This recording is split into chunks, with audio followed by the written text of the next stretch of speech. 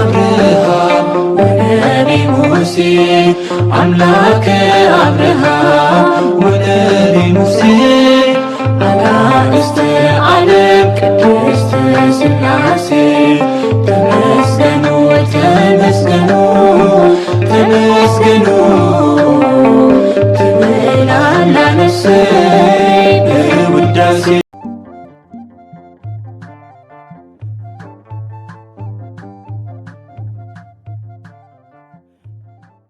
በስመ ሥላሴ በስመ አብ ወወልድ ወመንፈስ ቅዱስ አሐዱ አምላክ አሜን። ሰላም እግዚአብሔር አምላክ ምስክላትኩም ይኹን። ስድራ እግዚአብሔር አምላክ ከመይ ውዕልኩም? አነ እግዚአብሔር ይመስገን ክብሩ ይስፋሕ መድኃኔ ዓለም አቦይ ልዑል እግዚአብሔር አምላኽና ክሳብ ሰዓት እዚኣ ብጸጋን ብጥዕናን ስለ ዘጽንሐና ክብርን ምስጋናን አምልኮን ውዳሴን ንዘለዓለም ንዑ ይኹኖ አሜን። ከምኡውን ነታ ርህርህት ህሊና ቅድስተ ቅዱሳን ንጽሕተ ንጹሓን ወላዲተ አምላኽ ወላዲተ ቃል ዝኾነት ቅድስቲ ኪዳነ ምሕረት አደይ ቅዱስ ወዳ ብዛሃባ ክብርን ምስጋናን ውዳሴን ይብጽሐያ። ከምኡውን ንኹሎም ቅዱሳና እግዚአብሔር አምላኽና ብዛሃቦም ክብሪ ብዛሃቦም ቃል ኪዳን ከከም ማዕርጎም ክብርን ምስጋናን ንዘለዓለም ንዕኦም ይኹን አሜን። 30 ሚያዝያ ናይ ዕለቱ ስንክሳር ድሰምዕ ዘንብብ ፍቕሪ ጎይታ ኣብ ልቡ ይዕንብብ ሓለዋን ጸሎትን ናይ ቅዱሳን ድማ ይረክብ። ዝክረ ጻድቅ ለዓለም ይሄሉ ዝኽሪ ናይ ጻድቕ ንዓለም እዩ ዝነብር። ካብ ኩሉ ክፉእ ዘበለ ክድሕኑ ንቅዱሳን ተማሕፀኑ አሜን። በስመ አብ ወወልድ ወመንፈስ ቅዱስ አሐዱ አምላክ አሜን።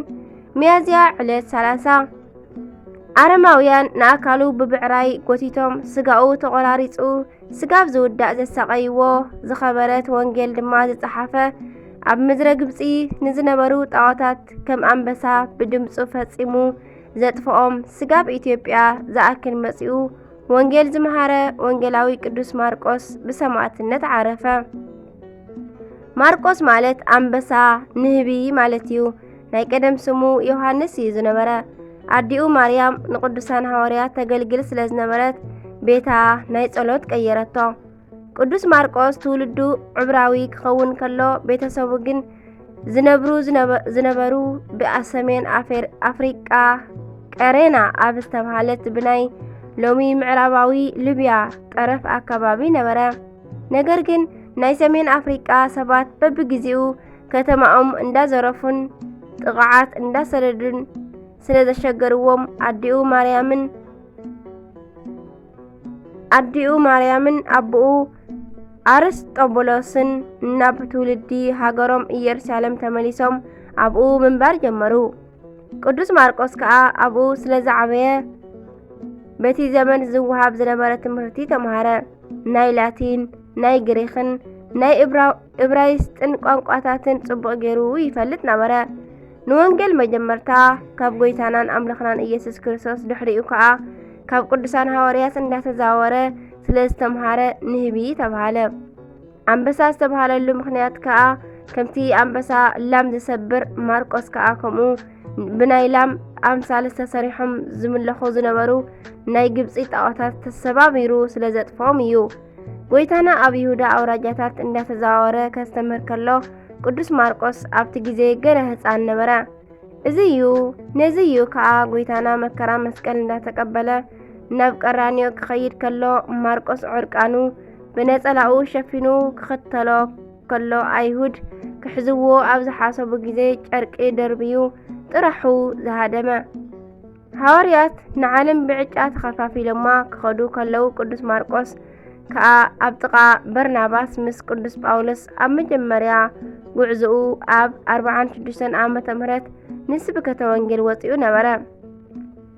ነገር ግን ጵፊንልያ ኣብ እትበሃል ከተማ ምስ በጽሐ ኣደይ ናፊቀያ ስለዝበለ በርናባስ ሒዝዎ ናብ ኢየሩሳሌም ናብ ኣዲኡ ተመልሰ። ነገር ግን ሐዋርያት ካብ ዝኸድዎ ተመሊሶም ስለ ዝገበርዎ ተኣምራት ክዛረቡ ከለው ሰሚዑ ተጣዓሰ። ካልኣይ ግዜ ከዓ ምስ በርናባስ ከደ። በርናባስ ድሕሪ ምዕራፉ ናብ ሮሜ ከይዱ ምስ ቅዱስ ጴጥሮስ ተቀላቂሉ ወይ ከዓ ተሓዋዊሱ ወዲ መዝሙር ኾነ። ኣብኡ ከዓ ቅዱስ ጴጥሮስ ዝተርጎመሉ ወንጌል ጸሓፈ። ኣብ ሮሜ ከዓ መሃረሉ። ድሕሪ እዚ ከዓ ብናይ ጎይታና ትእዛዝ ኣብ 60 ዓመተ ምህረት ናብ ሰሜን አፍሪቃ መጺኡ እስክንድርያ በጽሐ።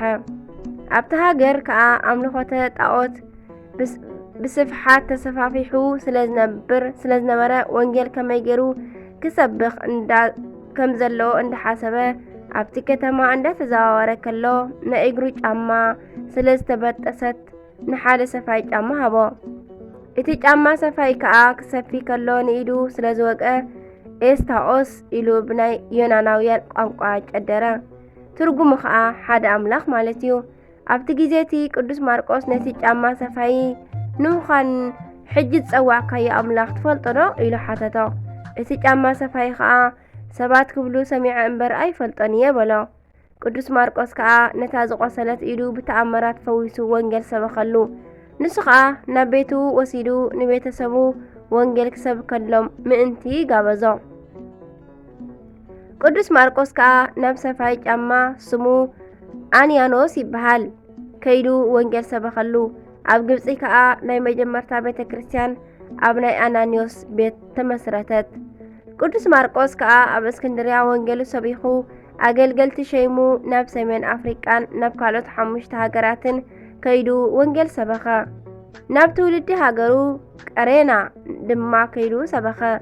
ድሕሪ 2 ዓመት ከዓ ናብ እስክንድርያ እንተተመለሰ ኩሎም ክርስቲያን ጸኒዖም ቤተ ክርስቲያን ሰሪሖም ጸንሕዎ። ከሓድያን ክቐትልዎ ክፍትኑ ከለው ተሰዊሩ እንዳወፀ ናብ 5 ሃገራት እንዳበጽሐ ይምለስ ነበረ። ነገር ግን ናይ ትንሣኤ በዓል ንምኽባር ናብ እስክንድርያ መጺኡ ኣብ ውሽጢ ቤተ ክርስቲያን ኣትዩ እንዳቀደሰ ከሎ ጣዖት ኣምለኽቲ ሰቢሮም ኣትዮም ሒዞም ክሳዱ ኣሲሮም ሙሉእ መዓልቲ ኣብቲ ከተማ እንዳጎተቱ ከዝርዎ ወዓሉ። ንጽባሒቱ መዓልቲ እውን ኣሲሮም መሬት ንመሬት ክጎትዎ ስለዝወዓሉ ኣብኡ ዓረፈ። ሓዊ ኣንዲዶም ስጋኡ ክቃጽልዎ ክብሉ ግን ሓያል ዝናብ ስለዝወረደ ወርሕን ፀሓይን ስለዝጸልመታ ኣረማውያን ፈሪሖም ሃደሙ። ቅዱስ ማርቆስ ሰማዕትነቱ ዝፈጸመሉ ኣብ 68 ዓመተ ምህረት ሚያዝያ ዕለት 30 እዩ። ናይ ወንጌላዊ ቅዱስ ማርቆስ ረድኤቱ በረኸቱ ይሕደረና፣ ብጸሎቱ ይምሓረና ኣሜን። ከምኡውን በዚ መዓልቲ ንናይ ቅዱስ ማርቆስ ወለዲ ክንዝክሮም ይግበአና እዩ። ቅዱስ አርስጥቦሎስ ኣቦኡ ናይ ጎይታ ቆኑዕ ኣገልጋሊ ዝነበረ እዩ። ቅድስቲ ማርያም ኣዲኡ ድማ ካብ 36 ቅዱሳን ኣንስቲ ሓንቲ እያ ንጎይታና ዘገልገለት። ቤታ ንሃዋርያትን ንጎይታን ብህያብ ዘበርከተት ቅድስቲ ኣደያ። ቤታ ከዓ ጽርሐ ጽዮን ናይ መጀመርታ ቤተ ክርስቲያን ክትከውን ከላ ኣብዛ ቤት መንፈስ ቅዱስ ወሪድላ እዩ።